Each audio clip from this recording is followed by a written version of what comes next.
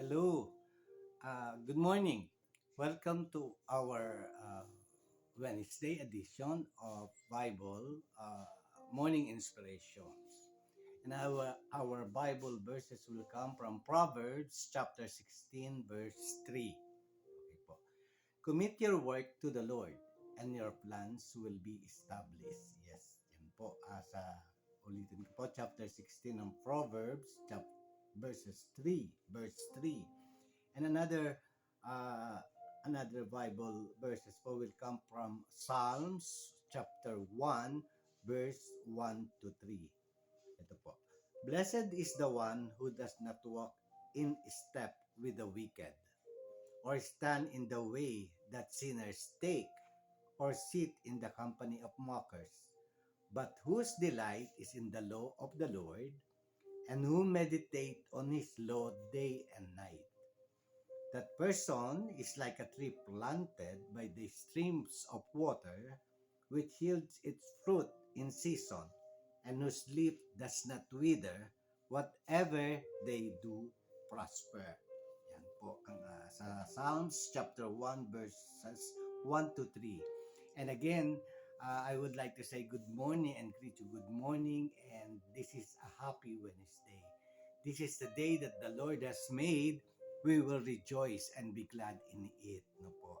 And another day, today, we all know that we have a lot of tasks to undertake, a lot of concerns that we have to finish for the day. As we always saying to each and every one of us, that we could always come into the presence of the Lord and allow Him to take part in our daily activities for today. And we know and we have that confidence and hope that the Lord will going to help us by trusting in the Lord. He is here for us to help us and to be our shield in this day, to be able to navigate the the lot of responsibilities that we have to face. No po. Today, this morning, we will be discussing our relationship with the Lord. No po. Yung how deep is our relationship with the Lord. Bilang isang example po, we always establish good relationship with our husband, between husband and wife. And for that to be able to achieve yung pong deep relationship talaga, we do a lot of things to be able to build up the relationship with our husband, with our friends, with our children. No po. Uh, we have those elements or actions that we need to decide to do to be able to establish a strong kind of relationship. Pag sinabi po natin strong, ay that could face all the challenges, no po, and that would mean also deepening the the knowledge of the or the characters of our husband or our children, no po, or us being a parents of our children, and also with our different association. No po, we establish that deep kind of strong relationship. And communication plays a vital role in establishing a deeper relationship, a deeper attachment, no po, to be able to know the person in and out, and for that person also to be to know us more. So there is should be an open communication. Communication is the number one requirement for establishing a strong relationship. Communication meaning uh, uh, we are discussing a lot of ourselves, or everything that is about us with our husband, and at the same time ganun din po yung wife, no po. We wanted to know more about that person. We wanted to discover him, to know him, especially po sa between a husband and a wife, na in the early part of the marriage ay marami pong karakter din na without us knowing, ay nasa sa isa't isa pala. We discover a lot of traits and characters, no po, na everyday na discover natin when we are living together as husband and wife. But whether the character that we have discovered is negative, no po, we have to adjust to be able to make it work, no po, even if it's a negative attitude or a negative character, because we are already in a relationship. There's no choice but to understand, no po, the person, our husband or our wife or our children. And also, one of the requirement, number one po, yung communication, is our love towards that person. Yung po ating pagmamahal should be, mahal natin siya ngayon. Then as we discover him, uh, we have that kind of feeling that the more we discover the person, the more that we come near from each to each other, the more we the more that the love for that person develop, no po. At pagmahal po natin yung husband or your wife natin, ginagawa po natin ang lahat ng pamamaraan to be able to make him or her happy, even our children, no po.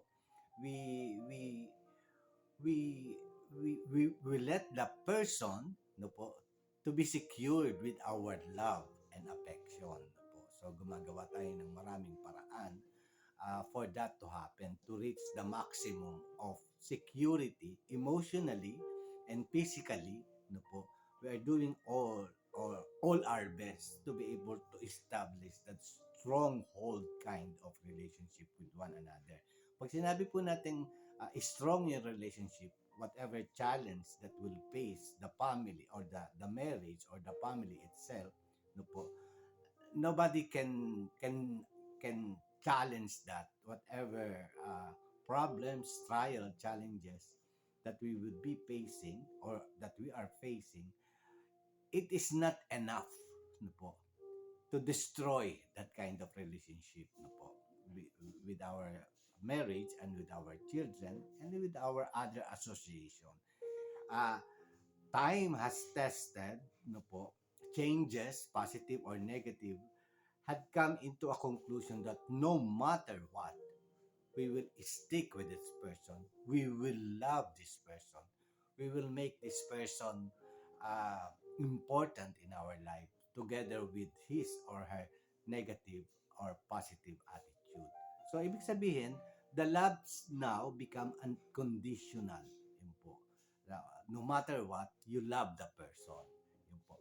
So, yan po yung pamamaraan natin sa ating mga asawa, no, between the husband and the wife and our children. No matter what happened, we will be with them, no po, and we will always be for them.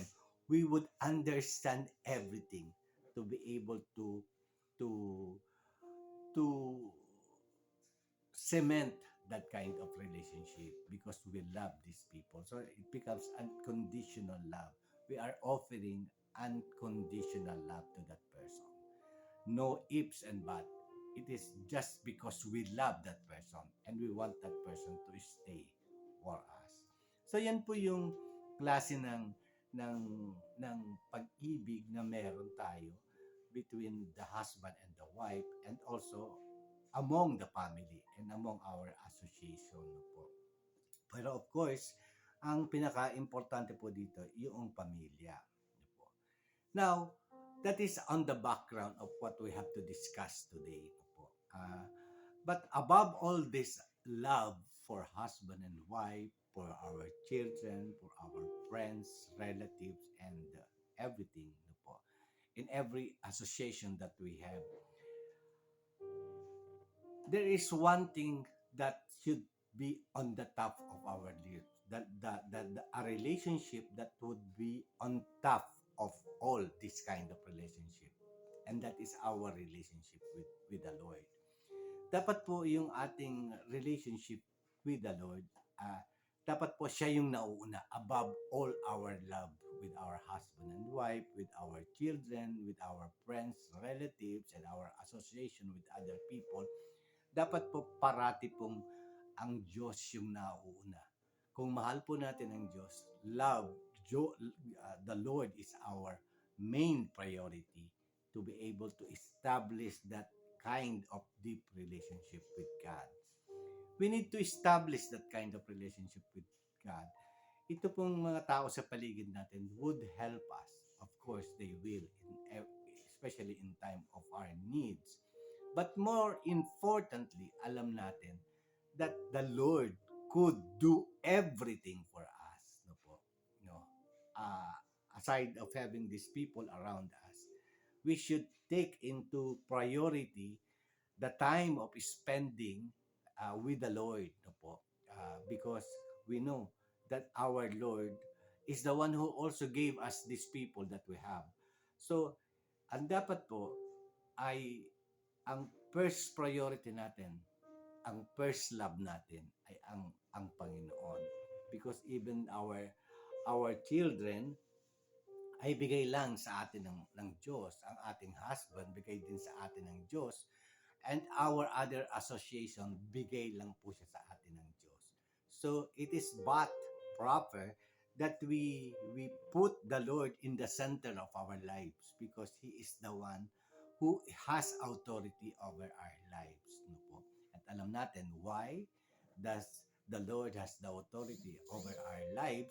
It is because that He created us, no po, and the, God the Father created us. God the Son, no po, gave His life for us, no po. Ah, Kaya po, it is but right that we should put God in the center of our priority, no po, and in the center of whatever kind of other relationship that we have. The Lord should be our priority. The Lord should be our first love. No other person should come closer in our way of loving and acknowledging the Lord in our lives. No po. So, sabi po ng binasa natin sa Proverbs chapter 16, verse 3, commit your work to the Lord and your plans will be established. No po. At yung sinabi din natin sa Psalms 1, chapter 1, verses 1 to 3, Blessed is the one who does not walk in step with the wicked, or stand in the way that sinners take, or sit in the company of mockers. Dapat po tayo, but whose delight, ganito po tayo dapat, but whose delight in the law of the Lord, and who meditates on His law day and night. That person is like tree planted by the stream of waters, which yields its fruits in season, and whose leaf does not wither, whatever they do prosper.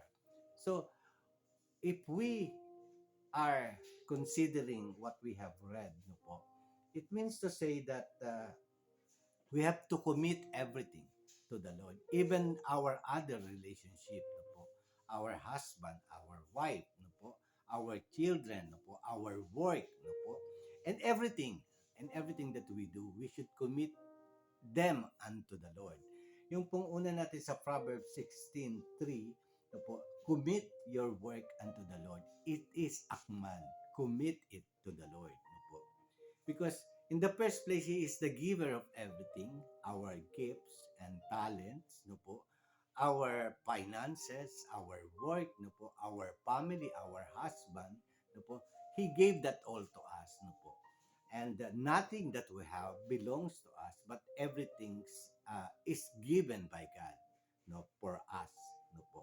So it is but natural and it is but just right that we commit everything unto the Lord because He is the one who gave everything to us. And sinabi po, pag we commit everything into the Lord, ibig po sabihin, yung our plans will be established. The Lord will going to establish our plan. In other words, the Lord will going to give the desire of our hearts if we commit everything to the Lord. Yung pong commit everything to the Lord is a command. And the blessing if we commit our plan to the Lord, ang sabi po, and your plans will be established. Sabi naman po dito sa Psalms,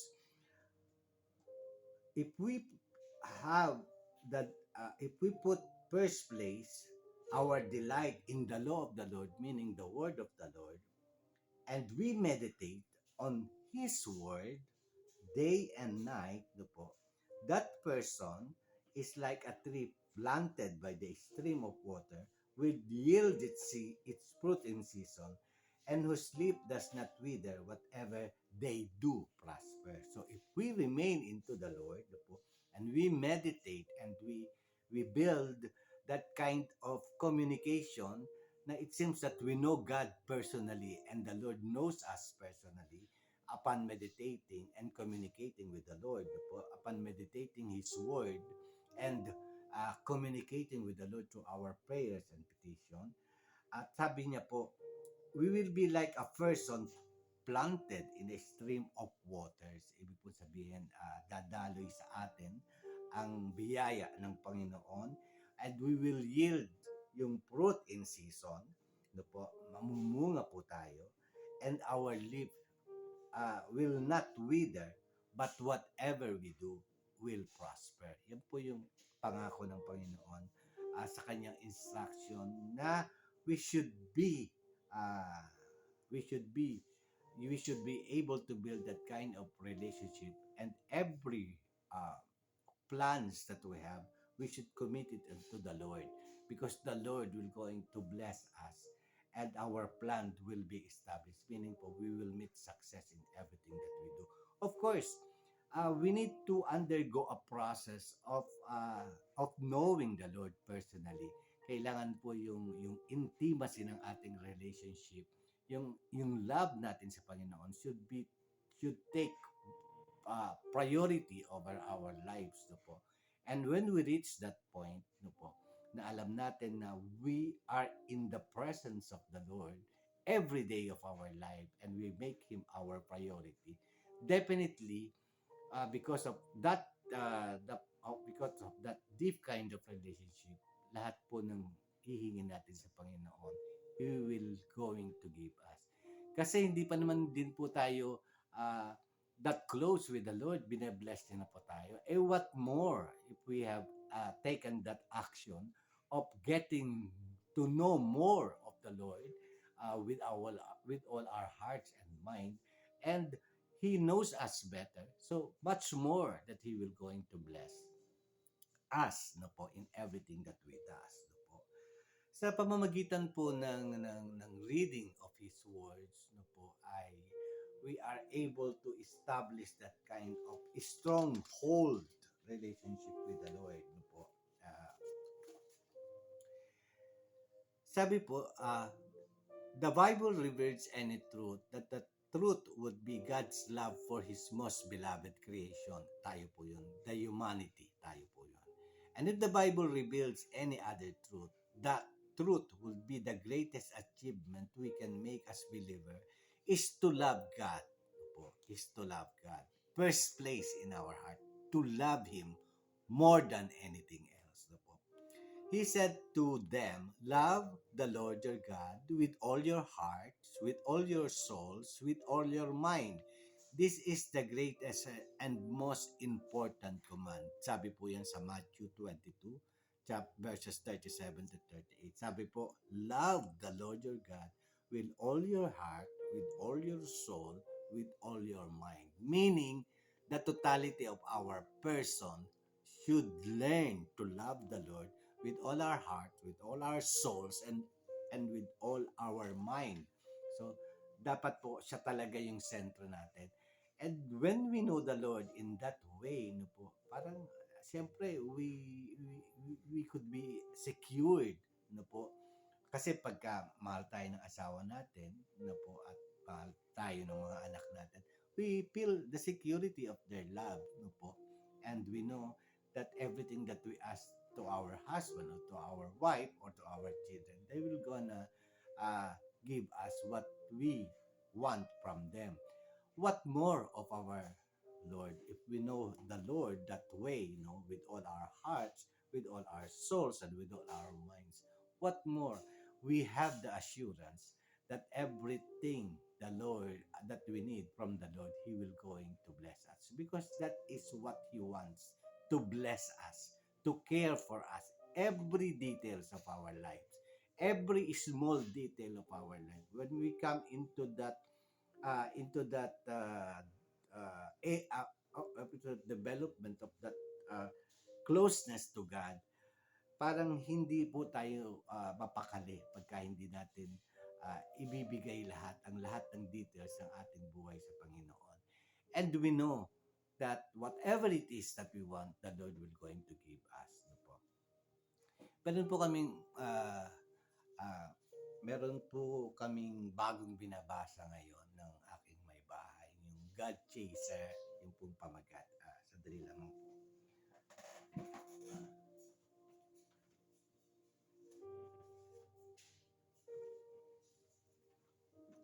Yes, ito po yung book na God Chaser. Inumpisahan po namin yung pagbasa. Ano po, God Chaser, yung pong pamagat. And we are very delighted by the topics of the book that every one of us should be God Chaser. Yung pong hinahabol natin ng pagkakilala into a deeper kind of knowing God. No po?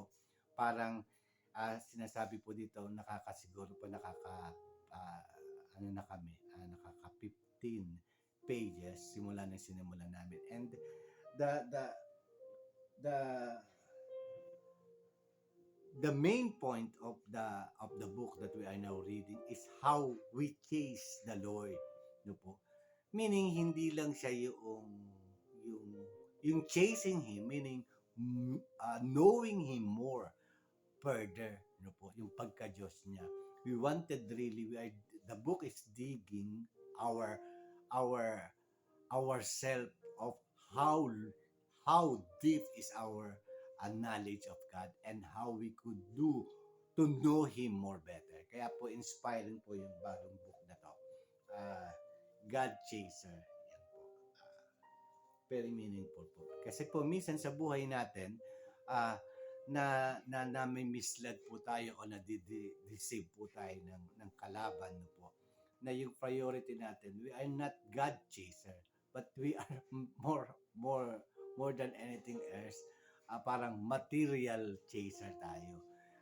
Every time that we come to the Lord, ang adhikain natin is to ask for blessing, no po. Pero hindi lang po 'yun ang gusto, hindi wala pong masama 'yun, tama lang po 'yun. Pero mas meron pong mas malalalim na pwedeng gawin sa atin ng Diyos, no po, sa ating buhay, sa ating buong pagkatao. He wants the details of our life to be submitted unto Him, no po. Yun po yung yung relationship natin sa Panginoon is not supposed to be shallow but very deep. That we give Him the details of our entire lives, meaning our entire existence. He wants the details of our life and to work in every details of our lives. Hindi lang po material blessings at kung ano-anong mga bagay na minsan nami-misled tayo. Yung hunger natin for material things is actually hindi po na ano yan eh. Hindi po tumitigil yung hunger na yan. When we look into the world, because this world is being so materialistic, meron pong vacuum kasi sa puso natin na we always want more. Minsan po, kala natin material things yun. Pero in reality, the emptiness and the vacuum in our heart is there because only God can fill it, not any material things. Or nobody can fill that kind of vacuum in our heart. It's only our thirst, no, for of knowing and having the knowledge of God. Si Lord po minsan, madalas yung emptiness natin, yung vacuum natin, we desire for more, which is actually we desire more of God. There is a certain vacuum in our hearts, no po, na misinterpret natin na material yung kailangan nung emptiness na yun. But actually the main point is that is God we wanted to know more better. Yun po ang makaka-build up, ng emptiness natin sa ating buhay. Si Lord pala, hindi pala material things yung gusto natin. Kung hindi, we will be fulfilled, no po, if we know the Lord and put that vacuum in us, fill that vacuum within us, that only be filled up with the presence of the Lord and our knowledge of the Lord. No po. Siya lamang pala yung makaka-filled up. Not any material things, not any relationship. Everything will not be enough kahit ano pang isipin natin. Kahit ano pang gawin natin. Kahit ano pang gawin ng ipid natin siya ng ipid. There will always be emptiness in our heart unless we filled up with that with the presence of the Lord in our lives. No po. So, yun po yung inspiration natin for today. No po. If loving God is our greatest duty, then the love we show Him or outweighs any we direct to other people or things in our lives. Yun po yung sinasabi natin. Our love for Christ, for Jesus, our love for God should outweighs, no po, other love that we have to people or things in our lives. This in effect means God is our first love. Though we may know that God should be our first love, what do we do with that idea? Sometimes loving an invisible God is much more difficult than loving a tangible spouse. Sometimes praying to God is much more difficult than finding a person to give us advice. Yun po yun. If we are to hold God as our first love, then He deserves most of our time, effort, and energy. He deserves more than what we put anywhere else or whoever else. So, what we care about most, we invest in daily into it. So, if we love the Lord, our God, no po, dapat po yung investment natin of time and effort that we put, it's not much more than what we invest in our other people in our lives, our husband, our wife, our family, our friends and associate, our job, no po. Dapat po yung more nakikita natin sa ating actions and decision every day, that we invest more of our time knowing the Lord our God. No po, dapat yung investment ng time natin, ng love natin, ng affection natin, dapat nakikita po natin na more going to the Lord. No po. Doon po tayo nag-invest ng time. No po. When we maintain God as our first love, we choose to commit to Him on a daily basis. No po. Sabi po sa Psalms 37 verse 5, commit your way to the Lord. Trust in Him and He will act. Yun po ang sinasabi.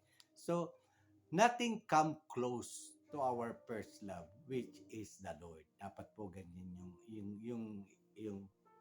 yung stand natin, no po. No one could come first than the Lord. And no one can come closer with our affection, our love to the Lord. The Lord should be our first love after all. No po. Psalms 37 is authored by none other than David. The passage begins with an admonishment to avoid emulating the behaviors of the unrighteous. In one translation, David refers to the unrighteous as evildoers. Instead of following the path of those evildoers, David says to instead follow God. He says to trust the Lord and take delight in the Lord. Doing so will lead to God fulfilling our heart's desire and lead to a secure life. David lays out for us the task and explains reward. David further this idea in the 5th verse when he tells people to deliver fellow believers to commit to the Lord, to trust Him. David offers an analogy for our commitment to suggest to God, suggesting that we make righteousness shine like the dawn. If our righteousness is as radiant as the dawn, then we are committing to righteousness every day. Not only that, but the dawn is visible to all those see. Thus, when we commit to God, all who see us will witness righteousness. Yun po. So David continues in the psalm in the following verse, offering a contrast between evildoers and the righteous. He even states that sometimes evildoers prosper on earth in ways that the righteous do not. This truth is okay, though, because trusting in the Lord leads to a better end result. The wicked may prosper, but always fade away in the end. On the other hand, those who trust in the Lord are never overwhelmed to the point of perishing. So yun po. Yung pong pinagkaiba ng nakikita natin na nagpa-prosper pero hindi naman po sumusunod sa Panginoon, pero parati natin nakikita yan. Bakit siya nagpa-prosper siya, hindi naman siya sumusunod sa Panginoon? Bakit ako sumusunod sa Panginoon pero eto? The difference po, sooner or later, that wicked person who is prospering may fade away, no po? Yun po ang sinabi. But those who work for the truth and those who acknowledge the Lord in their life will going to prosper in due time. But it will not perish. It will remain. It will remain. Whatever it is that you have in your life will remain. Ibig po sabihin, magla-lasting. May lasting effect kung ikaw ay sumusunod sa Panginoon. Yung pong hindi sumusunod sa Panginoon, that whatever he has, sooner or later, will fade away. No po. By the end of the chapter, the reader concludes that David's words are true because following God ends in salvation. According to David, this is not a gift granted to the evildoers, but only to the righteous. And to be righteous, we have to commit to following God. David's psalm is an example of his commitment to God. He developed his understanding of faith revealed through the Psalms, and today his wisdom help us to shape our own faith and commitment. Commitment is one of the main concepts of this study, and the other is trust. Both are integral to our relationship with God. The trust component of this relationship is relying on Him to act on our behalf as we seek Him daily. Ano po? So, yeah. We were told to commit ways to the Lord in everything we do. David told us to trust in God and also explain why within Psalms 37. When we trust God, we remain confident that following Him will lead to God's satisfaction and our own. This is highlight when David delivered example of living securely and being blessed with our heart's desire. He also cites that the Lord watches over the righteous and that their inheritance is enduring. When we trust God, we believe His promises before seeing them fulfilled. This passage is written as though David is speaking to others, encouraging them to trust God. This makes sense considering that God's promises are not always immediate. Sometimes what comes more quickly is satisfying the flesh of the evildoers. David mentioned this is why David purposefully say not to emulate evildoers. Waiting on the Lord can times be difficult. Following the evildoers may lead to monetary success and even high social standing. But the attributes are temporary. God's love and therefore His blessing are eternal. Ito po, yun po yung pinagkaiba natin. Kaya we should have to develop our commitment to trust in the Lord. Commitment to commit everything unto the Lord. And that is the command of the Lord.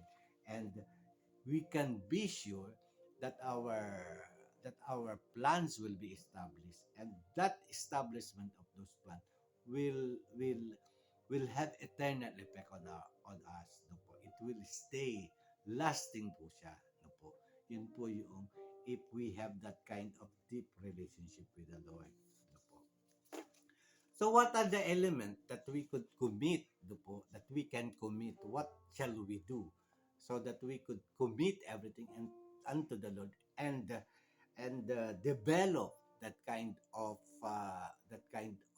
our commitment to the Lord, that the Lord should be our first love, and we should invest more time into the presence of the Lord rather than any of our acquaintances. What can we do to be able to let God be the first priority of our lives? Number one po, pray without ceasing. No po, yan po ang sinasabi. Rejoice always, pray constantly, give thanks in everything. For this is God's will for you in Christ Jesus. Yan po. A daily relationship with God involves communing with Him daily. We choose the time we pray, but prayer should be an everyday occurrences. This verse reminds us that praying is a constant activity and in all seasons of our life. When we are happy, we pray. When we are sad, we pray. Praying without ceasing also serve as a great reminder that is present throughout all aspect of our lives. No po? So yung prayer natin consists of every details, every factor, every areas of our life we could come into the Lord. God wants to know the detail of our heart's desire. He wants to take part in every affairs of our lives. No po. That is how personal it is. That is how kind of what kind of relationship wanted to establish on us. He wants everything of us, every details of our lives. No po. Kami po ay yung tungkol po dito sa every details of this life. No po. Sa ating po mga magulang, dumarating po yung sa point na when our children are growing up, especially when they are working, when they have to reach a certain point of their dreams, no po, madalas po ay nasa-set aside na yung mga magulang. This is a common truth na po sa atin. And somehow, no po, somehow nasasaktan yung parents. The parents are hurting, no po. And quiet po sila, but they are hurting because they feel that they are not too important anymore with their children, no po. Nararamdaman din po namin yan. And since no the Lord want to take part in every detail of our lives, ito po nilapit namin ito sa Panginoon, no po. Ah, Even our relationship with our children now that they are grown up, sinabi po namin sa Panginoon yan that we are hurting, no po. Somehow we felt that there is a certain degree of detachment, no po. And more often than not, pagka nag-suggest ka na po sa mga anak mo na ngayon ay nasa, kumbaga, na-reach na nila yung a certain level pa lamang ng kanilang goal in life, parang habang nare-reach sila yung goal na yun, parang nadidetach sila sa atin as parents. In other way of thinking, dapat lang naman. Kasi dapat silang matutong mag-travails o mag-journey into their destiny na po. And because of that, definitely some areas ng ating relationship sa kanila will start to break away no po, slowly, and that give us pain no po. Kaya po ayan po yung dilapit namin sa Panginoon no po. Ang sabi ng Diyos, kailangan every details of our life. So being a parent, there is a point there that we could come into the presence of the Lord no po, and give the heartaches to the Lord. Let the Lord understand your feeling. He wants that. He wants us to come as parent to them and talk about our feelings towards our children. No po. Wala pong area ng buhay natin na hindi natin pwedeng sabihin sa Panginoon at sabihin ng totoong damdamin natin. And we are praying for that. Although we understand that stage of our children's life, but still there is heartaches and heartbreaks that is happening in us. And so, while we pray about that, the Lord reminded us that our future, even in our old age, it is not in the hands of our children. It is in the hands of the Lord. So we were reminded by the Lord with His promises in the Bible that even in old age, I will take care of you. No po. Tapos meron din po siya sinabi na uh, na pwede namin i-claim, our latter days will be better than our former days. No po, yan po. At sinabi din ng Panginoon na even in your old age, I will going to take care of you. I will give you new strength, new bones, new health. No po. Even in our situation nowadays that we are getting old, no po, we are senior citizens, naniniwala pa din po kami dito sa kabahagi ng Psalms 1, chapter 1 to 3. We will be like a tree planted by the stream of water, which yields in fruit in season, even in our old age. We will always be uh, produce fruit even in our old age. And our leaf will not wither. Whatever we do, they will prosper. Hindi, wala pong sinabi dito na pagka hanggang certain age ka lang, eto, hanggang saan ka lang pagpapalain ng Panginoon. But the Lord is still in control of our lives. And He understands our pains, our heartaches. That is why uh, we come into the Lord uh, with our pains and heartache in our old age, and we put our trust in the hands of the Lord. Now, nung nakaraan pong mga taon, our years of providing for our children and giving them the opportunity to discover their goals in life, no po, we have focuses on that needs of our children.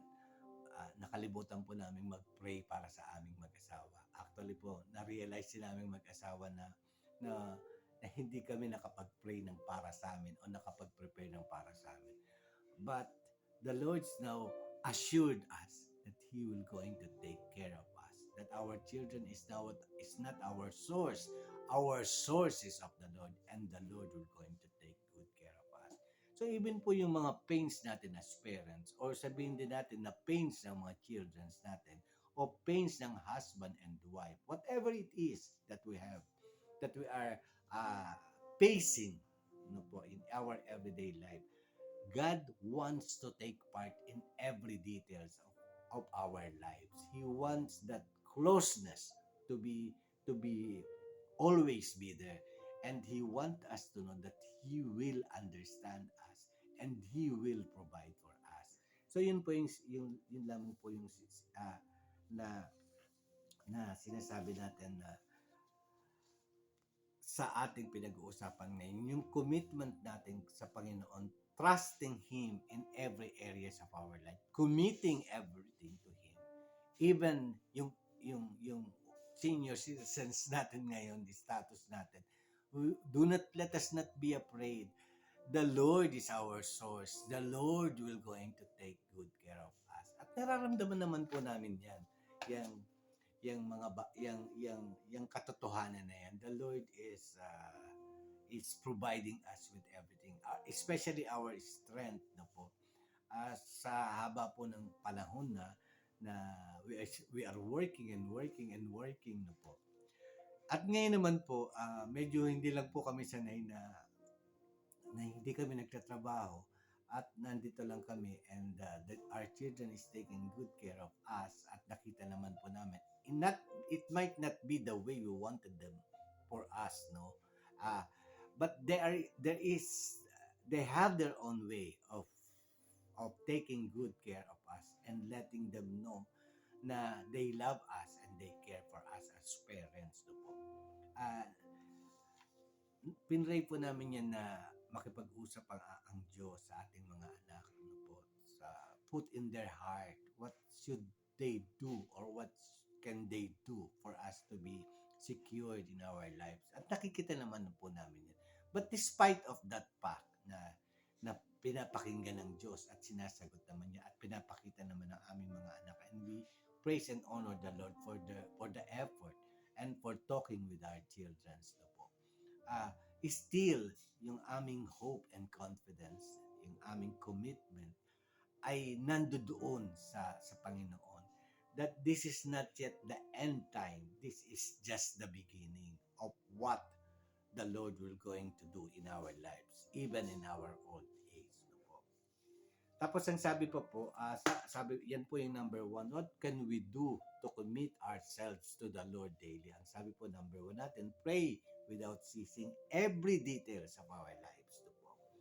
Number two po is study the Bible. I treasure your word in my heart so that I may not sin against you. So we have to study the word of God.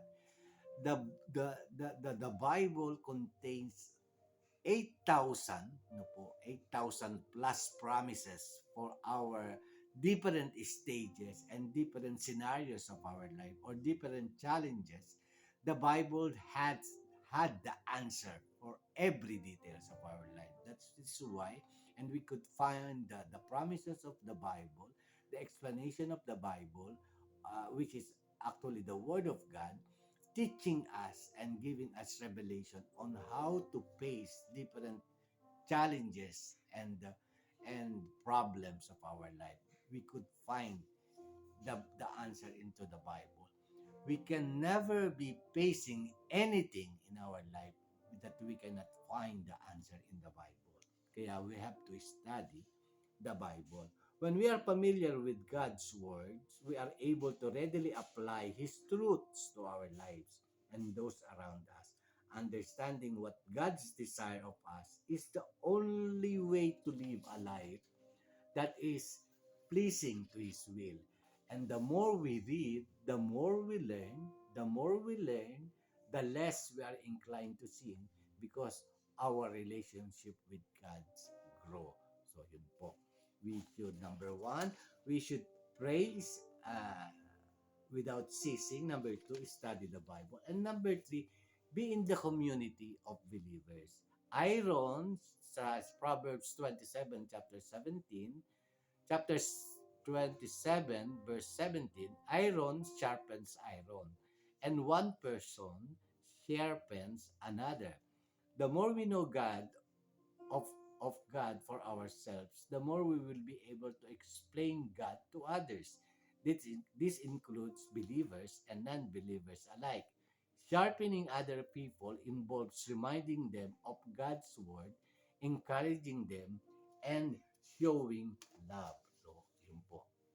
So number three, to be able to commit ourselves into the Lord, we need the help of our sisters, brothers in Christ in the Lord, the pastors, the different classes in the church that was being offered to us to reach our Christian maturity in the Lord. No po.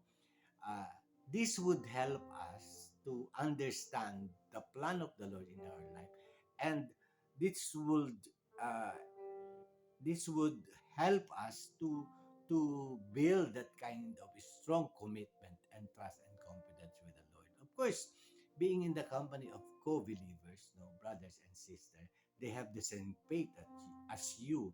So their experience could teach us more to deepen our faith in the Lord. No po? And if so ever come to the point that you are ready enough, no po, that you are already in the knowledge of the Lord Jesus Christ, we could share it to the non-believers, no po. We could also inspire them to know the Lord Jesus as their Lord and Savior. So the love that is blooming inside of us, the love of blooming inside of us for the Lord, because we know Him uh, personally, and we have committed and trusted Him more than ever in our life. We could share that moment with the non-believer friends of ours, and we could encourage them, and we could show them the love that Jesus that have for them. So yun po. So we should pray without ceasing, study the Bible, and be in the community of co-believers. That is how we can commit ourselves to the Lord daily. To po, uh, with the aim of growing immersely and deeply our relationship with the Lord. A daily commitment. God being our first love means He should receive most of our time and most of our attention. This may sound counterintuitive when we factor in the time is spent with our families, job, work, or engross in anything outside our biblical study. However, all that we do is meant to glorify God. So yun po. No one should come first, even our families, even our work or our job, or engross in other anything outside biblical study. We should all, this is secondary to all. Our first love should be God. So whether you eat or drink or whatever you do everything for the glory of God. Sabi po ng 1 Corinthians chapter 10 verse 31. When we can start shaping our lives around this idea that everything we do brings God's glory, then committing to the Lord will become as natural as waking up in the morning. Yun po. So, with that po, I would like us, actually the intention of morning inspiration is going into that direction. Uh, our daily podcast intends to make each and every one of us to have that intense and deep kind of relationship with the Lord. That is the main purpose of this morning inspiration podcast. This is pointing ourselves to the knowledge of our Lord Jesus Christ na po. There is no other reason why we are doing this morning inspiration rather than for us to be able to establish that kind of deep relationship with the Lord na po. And definitely, maniwala po kayo, surely, ay makakatulong po ito sa ating pang-araw-araw ng pamumuhay when we put God first place over anything else in our life. When we put our love for God first place in everything, everything becomes secondary. Definitely po, uh, mapipilled up po ang ating puso no po ng happiness and joy. Ito lamang pong pagpo-podcast na ito, I have to be always in the presence of the Lord because I am asking Him to let me know what is the message that I need, that I will be discussing to you every morning. It is not just a moment of time no po sa morning po, but it includes my daily attention to details no po sa buong araw bago dumating yung panibagong araw na magpo-podcast ako. I have to be alert and I have to know that the Lord is talking to me. I am waiting for the message of the Lord, whatever topic that we are discussing. And to think of na everyday po yan. So everyday po ng buhay ko, kailangan attentive po ako sa gustong ibahagi ng Panginoon. Uh, yung what will be the Bible verse that I will be that the Lord want me to use, what are the narrative of the exposition of that Bible verse, what is the main topic that we have. No po, kailangan ko pong tanungin ng Diyos yan, and in the whole week from Monday, from Sunday to Friday, no po, uh, Thursday, Thursday na araw po, kailangan po attentive po ako because I am asking the Lord what is the message and what is the focal point of the Bible verse that we are discussing. So, kailangan po in the presence of the Lord ako, and I like that feeling kasi po nananarrow down yung wasted moment na kung ano-ano lang ang iniisip mo no po. This time I am listening and I am putting myself alert to alert mood that the Lord might be speaking to me for the next day podcast.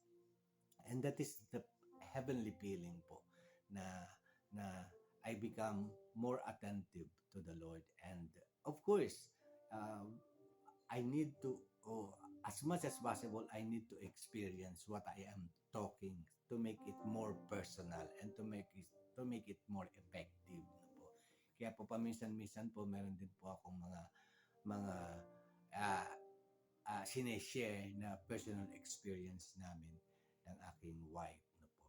And yun nga po, yung ngayon po, natapos na po namin yung Bible pathway. Siguro po 3 times to 4 times na namin nabasa yung Bible. Kaya through the Bible, through the the Bible inspired books ni Christine po yung aming anak na babae. We find this book, yun po, isa sa mga collection niya po ito, yung God Chaser. And believe me, it is very real. It is very inspiring, no po. And with that, thank you so much for being with. I hope that we are deeply inspired to continue developing and improving our personal relation commitment to the Lord. And we could definitely know that if we know Him more, we would know Him more, and the more that we could claim all His blessing, guidance, and protection over our lives. Thank you so much po, and again, a blessed Wednesday ahead of us. Thank you. God bless.